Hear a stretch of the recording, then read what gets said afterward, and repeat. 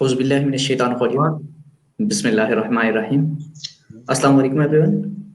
आज हम स्टार्ट करने जा रहे हैं एक डिस्कशन जिसमें हम बात करेंगे पाकिस्तान और जनूबी अफ्रीका के दरमियान ये जो टूर होने जा रहा है, जिसमें वनडे मैचेस की सीरीज़ मुकम्मल हो चुकी है। पाकिस्तान ने 2-1 से जनूबी अफ्रीका को उनके घर में शिकस्त दी है और वाहिद एशियन टीम बन चुकी है जिसने जनूबी अफ्रीका में जाकर 2 दफ़ा वनडे सीरीज़ हराई है। इससे पहले 1 दफ़ा इंडिया हरा चुका है और 1 दफ़ा पाकिस्तान, और पाकिस्तान ने ये कारनामा दूसरी बार सर अंजाम दिया है। तो हमारे साथ आज 2 लोग अभी मौजूद हैं, मज़ीद 2 भी हमें जॉइन करेंगे। तो मैं पूछूंगा वकास साहिब से कि आपके क्या ख्यालात हैं इस सीरीज़ के बारे में जो ओडीआई सीरीज़ पाकिस्तान और जनूबी अफ्रीका के दरमियान खेली गई। पिछली दफ़ा मिसबाह साहब कप्तान थे, इस दफ़ा कोच हैं, तो यकीनी मुस्बत नताइज सामने आए हैं आपके सामने। और फ़खर ज़मान साहब ने जो कारकर्दगी दिखाई है, 1 साल से वो फॉर्म में नहीं थे, अब फॉर्म में आ गए हैं। तो ये वसीम साहब जो हमारे सिलेक्टर हैं, उनका ट्रस्ट था फ़खर पे, क्योंकि उन्होंने उनकी डोमेस्टिक परफॉर्मेंस देखी, उन पे एतबार किया। हमारी ओपनिंग लाइनअप को एक मजबूती मिली फ़खर और इमाम की सूरत में, और हमें यही चाहिए था, यही हमारी स्ट्रेंथ है। जो हमारे जो ओपनर हैं वो अब 45 प्लस एवरेज कर रहे हैं इसी वजह से। तो ये हमारी स्ट्रेंथ है, इसी को हम लेके चलेंगे तो हम आगे भी कामयाब होंगे। अच्छा, अब मैं इसी भी बात को आपका फिर यही बात करूंगा। हमायूं भाई, आपका इस बारे में क्या ख्याल है? जो हमारा मिडल ऑर्डर कोलैप्स हुआ है, तीनों मैचेस में कोलैप्स हुआ है, एक मैच में कोलैप्स नहीं हुआ, तो आप इसके बारे में क्या कहेंगे?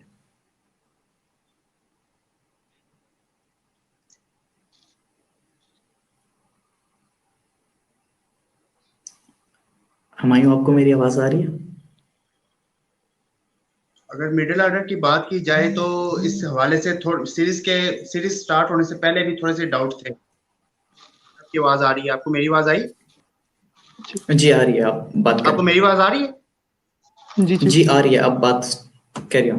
हेलो जी अपनी जी बात आ रही जारी है, आप रखें, आपकी बोलिए। आवाज आ रही है। हेलो जी, मैं कह रहा हूँ कि सीरीज स्टार्ट होने से पहले मैं ये कह रहा था कि सीरीज स्टार्ट होने से पहले ये डाउट था हमारा मिडिल ऑर्डर कोलैप्स करेगा, और ऐसा ही हुआ है। अगर देखा जाए तो आपने मिडिल ऑर्डर को जानबूझकर छेड़ा है, मैं ऐसा कहूंगा, क्योंकि हारिस सुहेल और इमाद वसीम ये पास में परफॉर्म करते हुए आ रहे थे। आपने इन दोनों को एकदम से टीम से बाहर निकाल दिया ओडीआई स्क्वाड से, जो कि मेरे ख्याल में नाइंसाफी। एक ऐसा प्लेयर जो कि पिछले 5 साल से ओडीआई क्रिकेट में अच्छे रन भी कर रहा था, खुद भी रन कर रहा था, और वो स्ट्राइक रोटेट करके अपने राउंड अबाउट जितने भी उसके बाकी प्लेयर्स थे उनको भी खिला रहा था। तो आप ऐसे प्लेयर्स को इतनी आसानी से टीम से बाहर नहीं निकाल सकते। हारिस सुहेल की अगर आप एवरेज देखें तो वो 40 प्लस आ रही है लास्ट 4 to 5 ईयर्स। तो वो ऐसा प्लेयर था जिसकी टीम में जगह बनती थी, और आपने इस दफा एक टोटल न्यू शेप देने की कोशिश की है। हेलो जी सुन रहे हैं, आपकी आवाज आ रही है। हमायूं भाई का नेट इशू आ रहा है I think. I guess so. देखें, अगर मैं इसी को थोड़ा आगे लेके चलूं, तो ये बात कर रहे थे हारिस सुहेल के बारे में और इमाद वसीम के बारे में। देखिए, पाकिस्तान का मिडिल ऑर्डर कभी भी स्ट्रॉन्ग इतना नहीं रहा। मिडिल ऑर्डर में जब से यूनुस खान और मिसबाह उल हक गए हैं, उसके बाद से कोलैप्स होना शुरू हो गया। पहले हमारा टॉप ऑर्डर किसी काम का नहीं था, अब हमारा मिडिल ऑर्डर किसी काम का नहीं है। अब हमें इस चीज़ पर सोचने की ज़रूरत है, जो कि हमने देखा कि मोहम्मद रिजवान के आने से मिडिल ऑर्डर में कुछ अच्छा हुआ, जबकि हारिस सुहेल और इमाद वसीम एक इंटीग्रल पार्ट थे पाकिस्तानी टीम का। और उनके अलावा इफ्तिखार अहमद को भी कुछ परफॉर्मेंसेस हैं उनकी, ऐसा नहीं है कि उनकी परफॉर्मेंसेस नहीं है। उनको साइड पे लगा के और कुछ मजीद प्लेयर्स को लेके आए। ठीक है, मैं उन पे बात नहीं करता, वो भी शायद किसी सिलेक्शन क्राइटेरिया के बेस पे ही सिलेक्ट हुए होंगे, लेकिन जो ज्यादा इमाद वसीम के साथ हो रही है और इफ्तिखार अहमद के साथ हो रही है, और जो ज्यादा हो रही है हारिस सुहेल के साथ, एक अच्छी खासी एवरेज वाला प्लेयर, उसको टीम से उठा के बाहर कर दिया जाता है। जी हमायूं भाई, आप इस चीज को कंटिन्यू करें।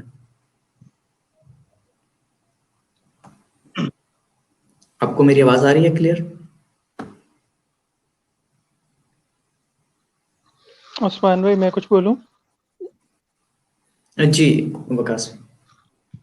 देखें, मैं आप ही की बात को कंटिन्यू क्वेश्चन मुझसे करूंगा की और है। लेके चलूंगा।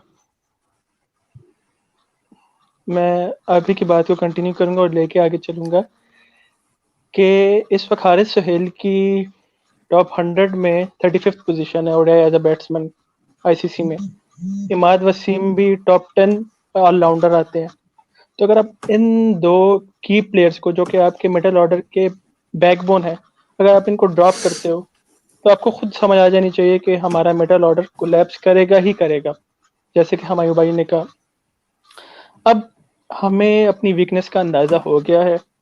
हम अगर अपने मिडिल ऑर्डर को देखें तो इन तीनों मैचेस में आसिफ अली हो गए, शादाब हो गए, फहीम हो गए, इवन के रिजवान भी सिर्फ एक मैच में 40 स्कोर कर पाए। और कोई भी जो है हमें कोई सॉलिड परफॉर्मेंस नहीं दे सका। तो जब तक हमारा मिडिल ऑर्डर परफॉर्म नहीं करेगा, हम वर्ल्ड कप में, हम आगे बड़ी सीरीज में बड़ी टीमों से, सीना कंट्रीज में सीना की टीमों से हम उनसे जीत नहीं सकते, हम उनसे चेज नहीं कर सकते। जैसे कि आपने तीनों मैचेस में देखा होगा कि हमें चेज करने में डिफिकल्टी हो रही थी। हम मुकर्रर ओवर से पहले चेज नहीं कर पा रहे थे। ऐसी वजह क्यों है?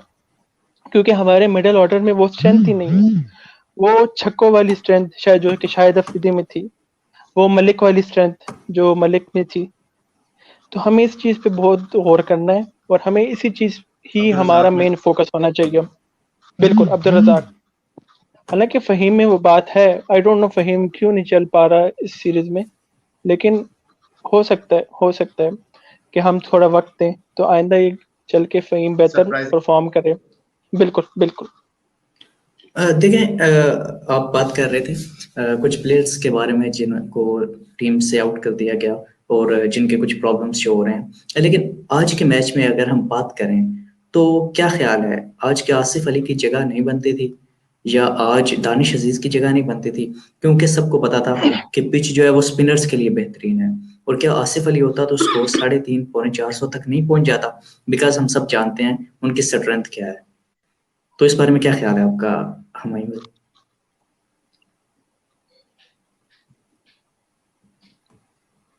हुमायूं, आपको आवाज आ रही है मेरी?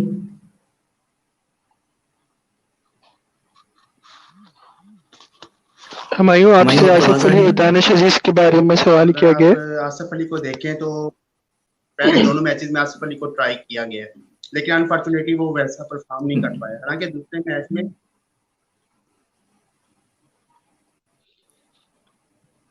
जी अस्सलाम वालेकुम। जी जी, कैरी ऑन। मैं कह रहा हूँ जिस आवाज तरह आ रही आसिफ है। अली को जी कैरी पहले ऑन। दोनों मैचेस में मौका दिया गया है, वैसा वो परफॉर्म नहीं कर पाया। हालांकि दूसरे मैच में उसके लिए स्टेज सेट था। अगर वो परफॉर्म कर जाता तो उसकी मतलब कि जगह बन सकती थी दूसरे मैच में भी। हालांकि जिस तरह उसने स्टार्ट किया था दूसरे मैच में, तो एक मौका पर मुझे भी लग रहा था पर्सनली कि शायद ये आज 50 करेगा, शायद ये मैच विन कर गया है, पहला मैच अपने लिए, और शायद ये टीम के भी काम आ जाए। लेकिन अनफॉर्चुनेटली उसने वैसा नहीं किया। और अगर आप आज के मैच में देखें कि आसिफ अली की जगह बनती है नहीं बनती, तो बी ऑनेस्ट के उसकी जगह नहीं बनती टीम में। आप उसकी जगह हैदर अली को चांस दे सकते थे। हालांकि काफी न्यूज ये भी आ रही थी कि शायद हैदर अली का डेब्यू हो जाए, लेकिन ऐसा हुआ नहीं। क्योंकि अगर आपको देखा जाए ना मिडिल ऑर्डर को, आपको इस वक्त ऐसे फैसले लेने की जरूरत है जो कि अगले 2 साल आपके लिए काम आए, क्योंकि अब यहाँ से आपका मोमेंटम बनेगा कि आपने वर्ल्ड कप की जन्म जाना है। ऐसा नहीं हो सकता कि आप वर्ल्ड कप से 1-2 सीरीज पहले तक एक्सपेरिमेंट कर रहे हो, बाद में आपको पता चले अच्छा हमारा ये भी रिसोर्सेज नहीं है, हमारे पास ये भी रिसोर्सेज नहीं है, जैसा कि 2019 वर्ल्ड कप से पहले हुआ है। आपको पहले 10 मैचेस मिले थे, आपने उन 10 मैचेस को अच्छे से यूटिलाइज नहीं था किया। आबद अली ने परफॉर्म किया, आप उसे वर्ल्ड कप में नहीं लेके गए। उसने और रिजवान ने परफॉर्म किया, आप उसे टीम के साथ नहीं लेके गए। तो फिर आप कैसे कह सकते हो कि आप इस तरह के इवेंट में फुली रेडी होकर जा रहे हो? अगर आप इस वक्त देखो तो आपको मिडिल ऑर्डर में ऐसे बैट्समैन चाहिए जो कि आपको स्ट्राइक रोटेट करके भी दें, आपके वो फिनिशिंग रोल का भी रोल अदा करें। जैसा कि पास में आप देखें इफ्तिहार को भी ट्राई किया गया, लेकिन वो वैसा परफॉर्म नहीं कर पाया। हारिस सुहेल एक one of the best batsman है जो कि मेरे ख्याल में मिडिल ऑर्डर में अभी भी पाकिस्तान को लंबे अरसे तक सर्व करके दे सकता है। अगर आपने साउथ शकील को टीम में इंक्लूड किया था, वो अनफॉर्चुनेटली ये इंजर्ड हो गए, लेकिन आपके क्या डोमेस्टिक सर्किट में ऐसा कोई भी आपको मिडिल ऑर्डर बैट्समैन नहीं मिला जो कि पाकिस्तान के साथ ट्रैवल कर सकता था, जो इन कंडीशन में परफॉर्म कर सकता था?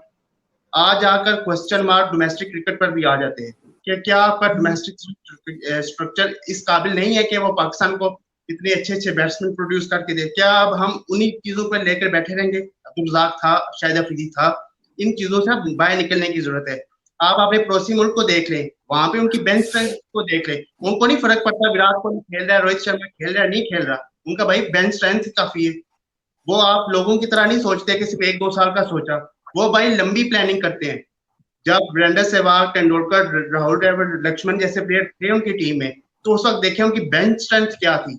उनको नहीं फर्क पड़ा, उन्होंने नहीं कहा कि बाद में यार तेंदुलकर गया हमें बुरा लगे, हम अब हमारी बैटिंग का क्या होगा, सहवाग गया अब हमारी बैटिंग का क्या होगा, उन्होंने कभी याद तक नहीं किया।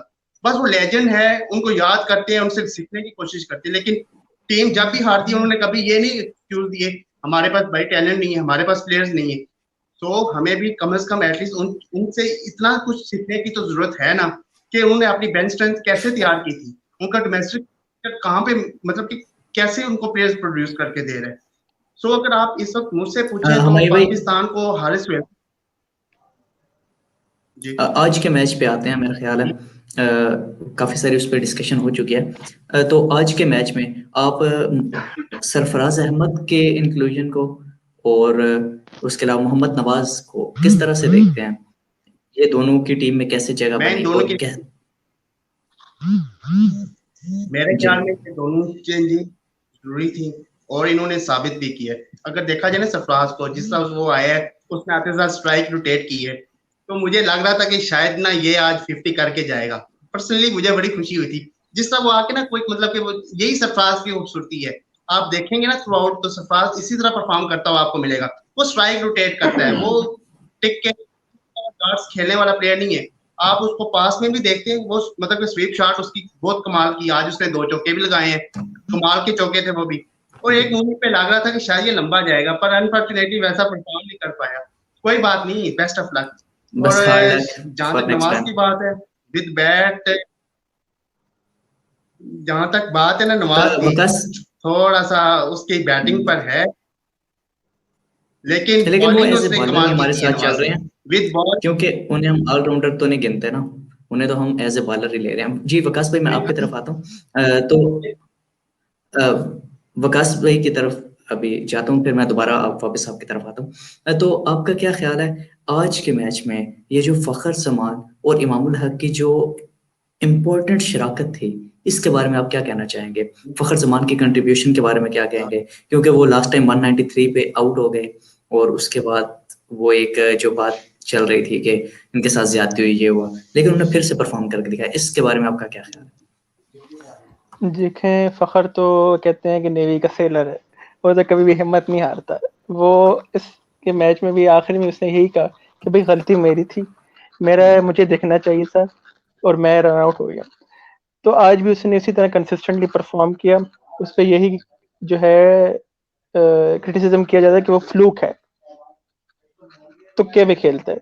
ऐसा कोई भी नहीं, उसने अपने सारे क्रिटिसिज्म को गलत साबित कर दिया। जो है 300 रन पूरी इनिंग्स में स्कोर किया, पूरे सीरीज में स्कोर किया। तो ऐसे प्लेयर्स बहुत कम होते हैं। अभी आपको एक जेम स्टोन मिल गया है, अब उसकी कदर करें और इंशाल्लाह अच्छा परफॉर्म करेगा। अभी भी किया है और बाद में भी करेगा। और जहां तक ताल्लुक है आपके इमाम का, तो इंशाल्लाह इमाम भी उसको एक अच्छा स्ट्राइक रोटेटर मिला है। लेकिन इमाम की एक कमजोरी है कि वो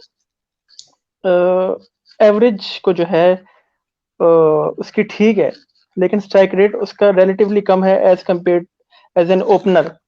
और मतलब हम सारी दुनिया का अगर कंपेयर करें इमाम को और बाकी दुनिया में जितने भी ओपनर्स हैं, तो उसमें इमाम की जो स्ट्राइक रेट है, जो इमाम का जो स्ट्राइक रेट है वो काफी कम है।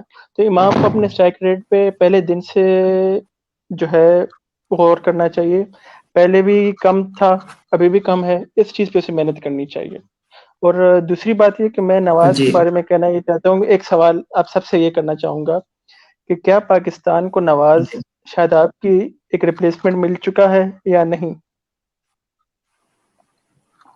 देखिए इस क्वेश्चन नहीं पे दोबारा आते हैं, नवाज पे डिस्कशन जरूर करेंगे। मैं एक छोटा सा सवाल इसी मैच के हवाले से, और जैसे हम सरफराज की बात कर रहे हैं, तो मैं खुबैब भाई से भी करना चाहूंगा, ये भी हमारे साथ हैं, तो मेरा ख्याल है इनसे भी एक क्वेश्चन पूछ लेना चाहिए। जी खुबैब भाई, आप हमें ये बताएं कि जैसे हम 2018 से 2019 से साथ लेकर चल रहे हैं, श्रीलंका सीरीज से साथ लेकर चल रहे हैं सरफराज अहमद को, और उन्हें हम मैच नहीं खिला रहे, जस्ट साथ लेकर चल रहे हैं, मैच कोई भी नहीं खिलाया उन्हें, लेकिन क्या इसकी वजह से रिजवान की परफॉर्मेंस तो नहीं खराब होना शुरू हो गई? क्या इसका एक इजाफी प्रेशर तो नहीं है रिजवान की परफॉर्मेंस पे या उसकी विकेट कीपिंग पे, जैसे कि पिछले मैच में उनसे एक दो कैचेस भी ड्रॉप हुए हैं, तो क्या इसका इजाफी प्रेशर तो नहीं आ रहा रिजवान पे? नहीं, मुझे इसके बारे लगता में है आप क्या अगर कहना चाहेंगे? नहीं, अगर मुझे लगता है अगर दोनों को साथ खिलाए तो ज़्यादा बेहतर है, क्योंकि मिडिल ऑर्डर हमारा बहुत कमज़ोर है, हमें भी पता है। और अगर हारिस इमाद वसीम ना हो तो ये दोनों बहुत ज़रूरी है हमारे, दोनों को एक साथ खिलाना चाहिए। रिजवान आगे भी परफॉर्म करेगा, मुझे लगता है आगे ज़रूर परफॉर्म करेगा वो, इसलिए और चांस देना चाहिए लेकिन एक क्या दो आपको नहीं सीरीज की लगता वजह कि से। क्या आपको नहीं लगता हमें एक पिंच हिटर की जरूरत है, जो कि रिजवान या सरफराज पूरी नहीं कर पाएंगे? मिडिल ऑर्डर में हमें एक पिंच हिटर की जरूरत है। हसन अली। अगर नहीं, हमारे पास वैसे भी हारिस सोहेल है, लेकिन लेके नहीं गए, वो अलग बात है। तो मैं ये बता रहा हूँ, अगर हारिस सोहेल या इमाद वसीम ना हो फिर ये दोनों सही है हमारे लिए। और अगर डोमेस्टिक जी में देखा बस, जाए तो जी वकस भाई, आपकी क्या अगर राय है इस बारे डोमेस्टिक में? सॉरी, आपका शायद नेट इशू है, आई एम रियली सॉरी, आप कंटिन्यू करें। बिल्कुल, हम हमें एज अ फिनिशर कुछ किसी न किसी की जरूरत है। जिस तरह आज हसन ने परफॉर्म किया, हमें इस तरह का प्लेयर चाहिए। और हसन अगर परफॉर्म कर रहा है, वो कायद आजम ट्रॉफी से ऐसे अपनी टीम को लेके जितवाया है, इसी तरह अपनी परफॉर्मेंस पे सेंचुरी बना के आज भी उसने परफॉर्म किया। तो हसन अली को हर वक्त टीम में होना चाहिए एज अ फिनिशर। अगर आसिफ अली परफॉर्म नहीं कर रहा, ठीक है, कोचेस को उस पर मेहनत करनी चाहिए, चाहे पाकिस्तान यूसुफ के साथ टाइम लगाया जिस तरह फहीम ने टाइम लगाया, क्या मसला है रजा के साथ टाइम लगाया, क्या मसला है आसिफ अली के साथ, वो क्यों नहीं परफॉर्म कर रहा? तो हमारे पास हसन अली है फिलहाल, क्या करें? लेकिन फिर देखें, तो हसन अली ऐसे फहीम का बॉलर है हमारे पास, फहीम का रहना उसकी जो मुश्किल हो जाएगा फिर। नहीं नहीं, देखें Hasan Ali as a bowler है, वो कोई प्रॉपर बैट्समैन नहीं है, उसको हम उस पर रिलाई नहीं कर सकते। उसने आज 4 छक्के लगाए हैं, लेकिन इसका ये मतलब नहीं है कि वो हमारा एक ये एज ए मुस्तनद बॉलर बैट्समैन तो हो गया है, जिसे हम, लेकिन एज ए बॉलर है, लेकिन उसे हम शाहिद अफरीदी नहीं बना सकते, उसे हम ओपन नहीं करवा सकते शाहिद अफरीदी की तरह या अब्दुल रज़ाक की तरह उसे हम वन डाउन नहीं भेज सकते, क्योंकि हम उस पर रिलाई नहीं कर सकते। ऑलराउंडर इतना अच्छा नहीं है जितना अच्छा हम कह सकते हैं। लाइक फहीम अशरफ है, उससे बेहतर ऑलराउंडर है, लेकिन उसे डेवलप कर सकते हैं हम, माजी मुस्तकबिल में हम डेवलप कर सकते हैं। लेकिन फिलहाल लेकिन इस वक्त टीम को जो लेकिन जरूरत है वो एक पिंच हिटर की जरूरत है। तो क्या आपको नहीं लगता कि कोई ऐसा प्लेयर टीम में होना चाहिए, लाइक आसिफ अली या दानिश अजीज, या किसी एक की यहाँ पे जगह बनती है? आपकी बात बिल्कुल दुरुस्त है, लेकिन परफॉर्मेंस भी तो अपन की देखें ना। अब 2 मैचेस में ना आसिफ अली परफॉर्म कर पाए, ना दानिश अजीज परफॉर्म कर पाए। तो अगर ये दोनों परफॉर्म ना कर पाए तो हम तीसरे किस प्लेयर को देख सकते हैं, या इन पे काम किया जा सकता ले, है? लेकिन हम एक या दो मैचेस की परफॉर्मेंस को लेकर तो नहीं किसी के प्लेयर का कैरियर जज कर सकते कि ये आसिफ बुरा प्लेयर है या अली ये बहुत अच्छा प्लेयर लेकिन आसिफ है। अली को आसिफ में कुछ पास्ट पोटेंशियल था तो सिलेक्ट होके ऊपर आया ना। इस हवाले से दानिश आपकी बात दुरुस्त है, दानिश अजीज नहीं, वो को आपकी जो है बात होम ठीक है सीरीज में आसिफ के मौका हवाले देना से, चाहिए लेकिन था। हम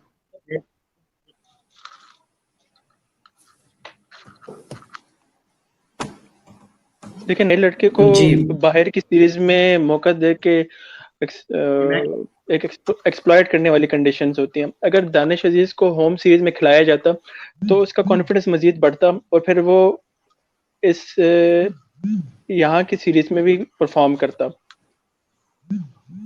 दोनों में पोटेंशियल है, बस वर्क करने की जरूरत है। इन दोनों को रजाक भाई के साथ बैठ के यूसुफ भाई के साथ बैठ के वर्क करने की ज़रूरत है कि भाई हमारी वीकनेसेस क्या हैं, ताकि इनको प्रॉपर्ली जो यूटिलाइज किया जा सके, इनका कैपिटलाइज किया जा सके, इनको आखिर में जो है हिट कर सकें, हिटिंग एबिलिटी को डेवलप किया जा सके। ये दोनों काफ़ी अच्छे प्लेयर हैं। हाँ, तो मेरा ख्याल है ओडीआई सीरीज के हवाले से तो काफी अच्छी खासी बात हो चुकी है, तो क्यों ना T20 की तरफ आया जाए, थोड़ा सा एक हल्का अच्छा, सा टच देते हैं और उसके बाद हम इस प्रोग्राम को अपने इस बात का इख्तिताम करेंगे। एक मिनट विकास भाई, मैं आपकी तरफ आता हूँ, T20 की तरफ जरा आ जाए। जी, नहीं, आप मेरा कुछ कहना चाह रहे हैं, आप बोले। नवाज वाला सवाल जो मैंने किया था, क्या नवाज जो जी है वो शायद आपको रिप्लेस कर पाएंगे? नहीं, मेरा नहीं ख्याल कि नवाज जो है वो शादाब को रिप्लेस अच्छा, कर पाएगा, बिकॉज नवाज बॉलिंग ऑलराउंडर है और शादाब के पास नहीं, बैटिंग मैं का करता थोड़ा हूँ। एज ज्यादा है। मेरे ख्याल से शादाब के पास बैटिंग का एज थोड़ा ज्यादा है और हमें एक लेग कर स्पिन सकते हैं बॉलर डिफरेंट रोल में। चाहिए। जी अगर हमारी भाई, अगर आपका आप क्या इस है? शदाब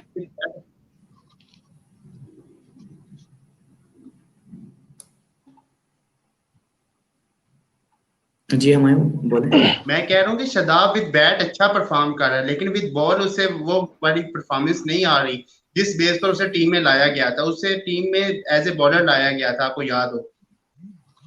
जी बिल्कुल। मैं कह रहा हूँ कि शदाब खान को टीम में एज ए बॉलर ही लाया गया था जब उसने पीएसएल में परफॉर्म किया था। विद बैट उसने पाकिस्तान की टीम में आकर इम्प्रूव की है। अगर आप लास्ट उसकी कुछ परफॉर्मेंस तो विद बैट उसकी बहुत ज्यादा है, विद बॉल इतनी नहीं है। अगर आप नवाज को देखें तो उसकी परफॉर्मेंस विद बॉल है, विद बैट नहीं है। सो ये दोनों एक अलग अलग डिपार्टमेंट में परफॉर्म कर रहे हैं। आप दोनों एक साथ आप टीम में नहीं कर सकते। और बिल्कुल। तो लेकिन एक चीज है कि नवाज जितना भी अच्छा यहाँ अगर बॉलर आप है, कहें कि लेकिन इमाद वसीम की रिप्लेसमेंट आपके पास नवाज है, तो फिर मेरे ख्याल में विद बॉल तो उसने वो बिल्कुल, वो बॉल से भी नहीं हो सकती और ना ही बैट से हो सकती है मेरा ख्याल, अगर इमाद वसीम की बात की जाए तो।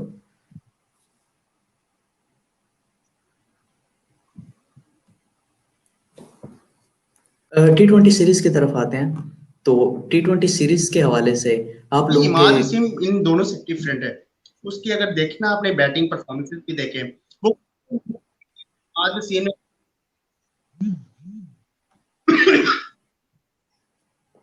T20 सीरीज के हवाले से बात करते हैं, तो T20 सीरीज के हवाले से आप लोगों के क्या जज्बात हैं, आप क्या समझते हैं, पाकिस्तानी टीम को कहाँ पर देखते हैं आप साउथ अफ्रीकन टीम के मुकाबले में? क्योंकि जैसा कि उनके 2 से 3 लोग जो हैं वो जा चुके हैं आईपीएल खेल, 5 लोग आईपीएल खेलने के लिए जा चुके हैं, जो कि उनके बड़े पावर हिटर भी हैं, बैट्समैन भी हैं। तो क्या ख्याल है आप लोगों का इस बारे में? जी खुबैब भाई, आप बोलना चाहेंगे इस बारे में?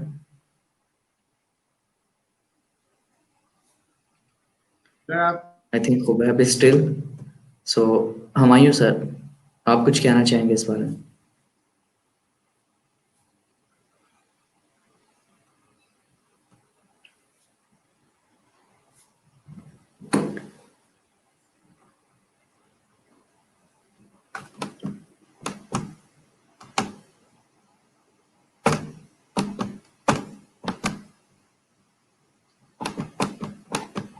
को मैचेस नहीं जीतने दिए, तो मेरे हिसाब से देखा हमारे भाई, जाए आप तो प्लीज दोबारा पाकिस्तान से को बोलिएगा मुश्किल नहीं प्लीज, होनी। आपकी आवाज नहीं आ रही और थी। मेरे ख्याल में पाकिस्तान फेवरेट है, वो 4-0 या 4-0 या 3-1।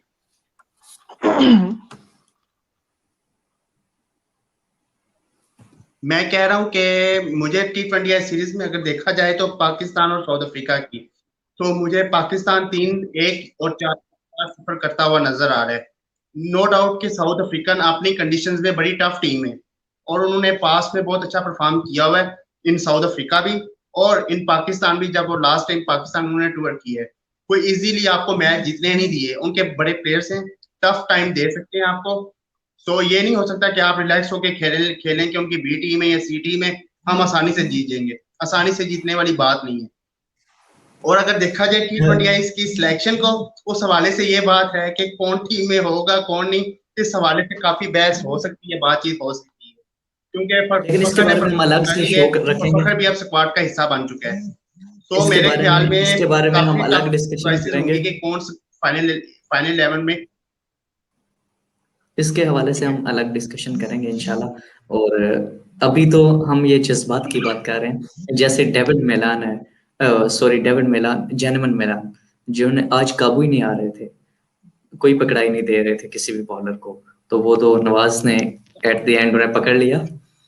अदरवाइज हमारे लिए वो थोड़ा प्रॉब्लम क्रिएट कर रहे थे। मुझे एक टाइम पे लग रहा था कि अगर ये बंदा रुका तो बिल्कुल स्ट्रेट बैट से खेलते हैं और बड़ी अच्छी हिट मारते हैं, उनकी मुझे बैट नहीं से था जो लगा। बॉल लगती है, मुझे लग रहा था कि वो प्रॉब्लम्स क्रिएट कर सकेंगे। तो इसके बारे में क्या ख्याल होगा भाई? बिल्कुल उस बैट्समैन में पोटेंशियल है काफी। अगर आपको याद है होम सीरीज में भी एक मैच में उसने हमें टफ टाइम दिया था, और बिल्कुल। यकीन जाने इस सीरीज में भी वो हमें बाज मौके पर टफ टाइम दे सकता है। लेकिन उनका जो एक प्लेयर है रैन वैंडर डूसन, वो इंजर्ड है, वो हमारे लिए एक हाँ एडवांटेज है जी। क्योंकि वो भी बहुत टफ टाइम दे सकता है। लेकिन हमारे पास जो सबसे बड़ा एडवांटेज है वो हमारी बैटिंग लाइनअप का ओपनिंग है। ओपनिंग में हमारे पास शर्जील खान होंगे, फखर जमान होंगे, इंशाल्लाह। बाबर आजम होंगे, रिजवान होंगे। तो ये हमारी जो ओपनिंग लाइनअप है ये बहुत स्ट्रांग है। तो इंशाल्लाह हमारे लिए बेटर चांसेस हैं विनिंग के। 3-1-4-0 इंशाल्लाह। ही होंगे। इंशाल्लाह उम्मीद तो काफ़ी अच्छी है हमें। तो देखते हैं फिर हमारा T20 इंटरनेशनल जब खेले जाएंगे तो उसमें हम किस पोजीशन पे खड़े होंगे, तो ये तो तभी पता चलेगा जब टीमें आमने सामने होंगी कि ऊंट किस करवट बैठता है। अदरवाइज हमारे पाकिस्तानी होने के नाते हमारे जज्बात तो यही कह रहे हैं ना कि पाकिस्तान जीतेगा, लेकिन ये तो पता तब चलेगा जब मैच होगा और जब दोनों टीमें मैदान में उतरेंगी, और फिर बातें होंगी इंशाल्लाह। प्री मैच और पोस्ट मैच रिव्यूज के लिए हम आपके पास हाजिर होते रहेंगे। तो आज के शो के लिए मैं अपने मेहमानों का बहुत शुक्रगुजार हूँ जिन्होंने अपना कीमती टाइम दिया और इस शो में आप लोगों के लिए कुछ ना कुछ इन्फॉर्मेशन लेकर आए। और उम्मीद करते हैं कि नेक्स्ट शोज के लिए भी ये अवेलेबल होंगे और हम इनसे ढेर सारी बातें करेंगे क्रिकेट के हवाले से। और हम इंशाल्लाह कुछ ऐसे शोज भी लेकर आएंगे जिनमें हम आपको बताएंगे कि माजी में हमारी क्रिकेट के साथ क्या कुछ होता रहा है, और वो चीज़ें हमें बताने के लिए हमारे साथ मौजूद हैं हुमायूं भाई। तो इंशाल्लाह ये बहुत अच्छे तरीके से आपको एक्सप्लेन करेंगे कि हमने माजी में क्या गलतियां की जो हमारे यंगस्टर आज भी कर रहे हैं, और वो कौन से लोग हैं जो उनके पीछे थे और आज भी वो पाकिस्तानी मैनेजमेंट का हिस्सा हैं, जो भी है। तो इसके बारे में बातें होंगी और काफ़ी सारी बातें आप हमारे चैनल से काफ़ी सारी वीडियोस देख सकते हैं इस हवाले से। पहले भी हम post match pre match reviews कर रहे हैं और काफ़ी सारी एपिसोड्स आ रही हैं हमारी। इंशाल्लाह नेक्स्ट भी आते रहेंगी मजीद वीडियोस और शोज के लिए हमारे चैनल को सब्सक्राइब करें, बेल आइकन का बटन दबाएं और वीडियोस को लाइक करना मत भूलिए। शेयर कीजिए अपने फ्रेंड्स के साथ अगर वीडियो अच्छी लगे तो। बहुत शुक्रिया। आज के शो का इसी पर इख्तिताम करते हैं कि जो भी हो पाकिस्तान के हक में बेहतर हो। पाकिस्तान जिंदाबाद। अल्लाह हाफ़िज़।